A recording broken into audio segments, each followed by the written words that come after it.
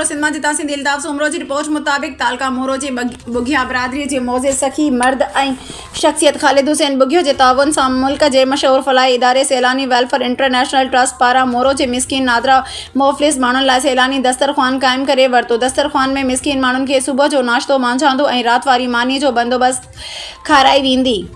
समाजी अॻवान ख़ालिद हुसैन बुघियो चयो त ज़िंदगी जो असल मक़सदु इंसानियत जी ख़िदमत आहे। मुंहिंजी कोशिशि इहा त मां पंहिंजे ॻोठ आस पास जे मिसकिन ग़रीब ऐं बेपहुच माण्हुनि जी ख़िदमत जे लाइ को असराइतो क़दम खणां। रब करीम पंहिंजो ख़ासि करम करे मुंहिंजी उहा ख़्वाहिश पूरी कई। मूं काफ़ी सालनि खां सैलानी वारे खे अपील कई हुई त हू पंहिंजूं ख़िदमतूं असांजे इलाइक़नि में बि कनि। उन्हनि मुंहिंजी कयल अपील ते गौर कयो। मूं उन्हनि खे नेशनल हाईवे ते पंहिंजी ज़ाती जॻह ॾिनी आहे जिते दस्तरख़्वान खोलियो वियो आहे, जिते ग़रीब ऐं मिसकिन माण्हुनि खे वक़्त ते मानी खाराई वञे थी। ग़रीब जी ख़िदमत करे मूंखे दिली सुकून मिले थो। मूं पंहिंजे ज़ाती ज़मीन सैलानी वारनि खे ॾिनी आहे जिते नियाणियुनि ऐं छोकिरनि लाइ अलॻि अलॻि मदरसो खोलियो वेंदो। उन खां अलावा फ्री अस्पताल पिणु खोली वेंदी। असांजी कोशिशि आहे त असां पंहिंजे इलाइक़े में आसपास जे माण्हुनि जूं ख़िदमतूं कयूं।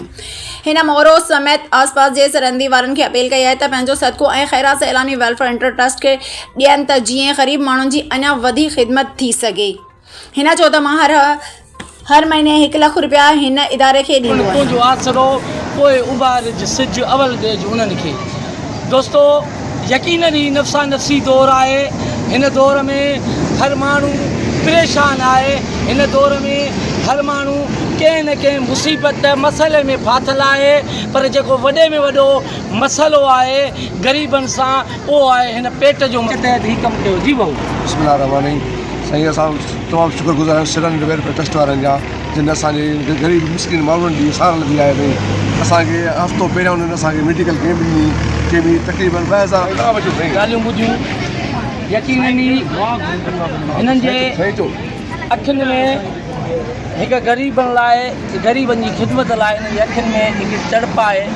ऐं हीअ जेके माण्हू ताड़ियूं वॼाइनि था ख़ुशीअ मां पिया वॼाइनि।